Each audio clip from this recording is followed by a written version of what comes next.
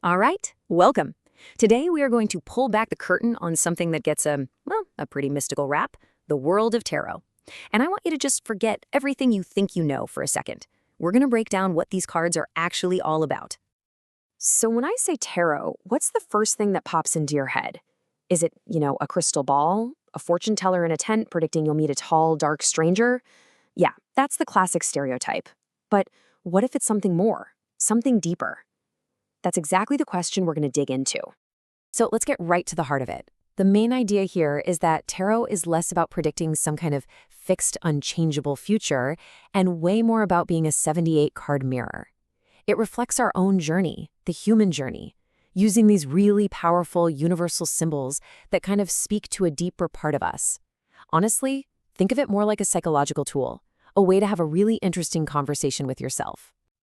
And that is the perfect lead-in to our first section, because the real magic of these cards, if you want to call it that, is how they act as a mirror to your own inner world, what you're thinking, what you're feeling, and what's going on around you right now. Okay, so this is the crucial point, the big shift in thinking. Instead of asking the cards, what's going to happen to me, we're changing the question to what is happening within me right now. When you pull a card and just sit with the image, it helps kickstart your own intuition. It's not about getting a right answer. It's about getting a little more clarity on where you are at this very moment. So to really get how this whole mirror thing works, we've got to peek inside the deck itself. Think of this part as us unfolding the map for this journey of self-discovery. Every single standard tarot deck you'll find has 78 cards, but they're not just all thrown in there randomly. They're split into two very distinct parts. You've got the Major Arcana, which is a group of 22 cards, and then the Minor Arcana, which makes up the other 56.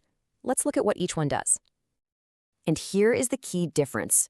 The Major Arcana cards, man, these are the heavy hitters. They represent the big, major life lessons and archetypes. This is the big picture stuff about your spiritual journey.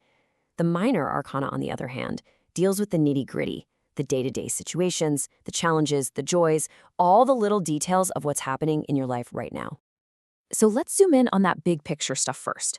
The Major Arcana actually tells a story, and it's often called the Fool's Journey. It's like the narrative backbone of the whole deck, showing all the universal stages we all tend to go through in life. And every great story has to start somewhere. In tarot, that start is card number 0, the Fool. He's all about new beginnings, pure innocence, and that feeling right before you take a massive leap of faith into the unknown. This is where it all begins. Now, as our hero moves along their path, they eventually encounter the Lovers. And listen, this card is about so much more than just romance. Yes, it's about deep, meaningful connections, but it's also about the huge, critical choices we have to make. It's that crossroads moment where our values and our relationships really define which path we take. Of course, no journey is a straight line, right? There are always bumps. And in tarot, the biggest bump is the Tower. This card represents those whoa moments of sudden, dramatic change. It's when old structures, our beliefs, jobs, relationships, just come crashing down. It feels shocking for sure, but it's that kind of breakdown you absolutely need to have a breakthrough. And finally, after all the trials and all the lessons, we reach the World. This is the very last card of the Major Arcana. It's all about completion, success, and that feeling of integration. The journey has come full circle. You've learned the lesson, you've reached your goal, and you're ready for the next journey to begin. So that's the big epic story. But what about, real life, the day-to-day stuff?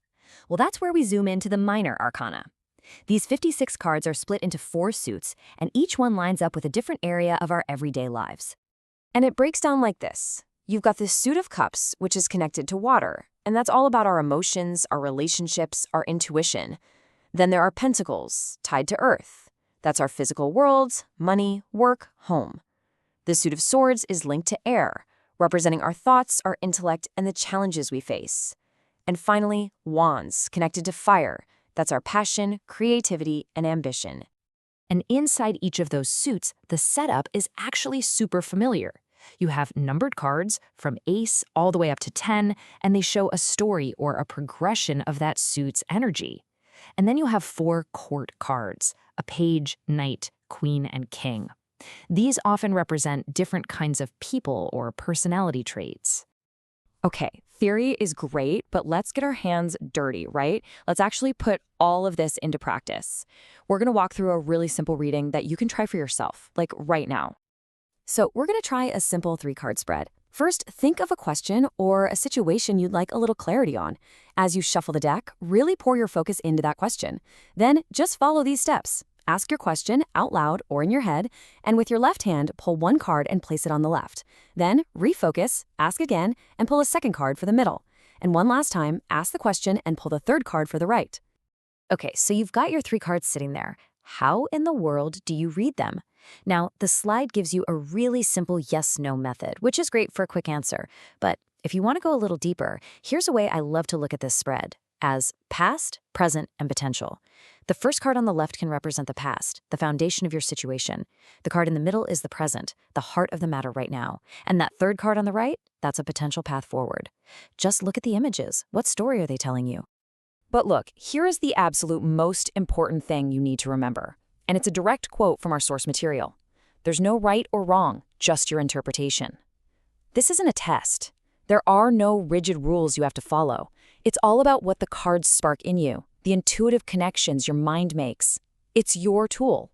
So in the end, when you strip it all away, tarot is so much more than some spooky fortune-telling game, isn't it?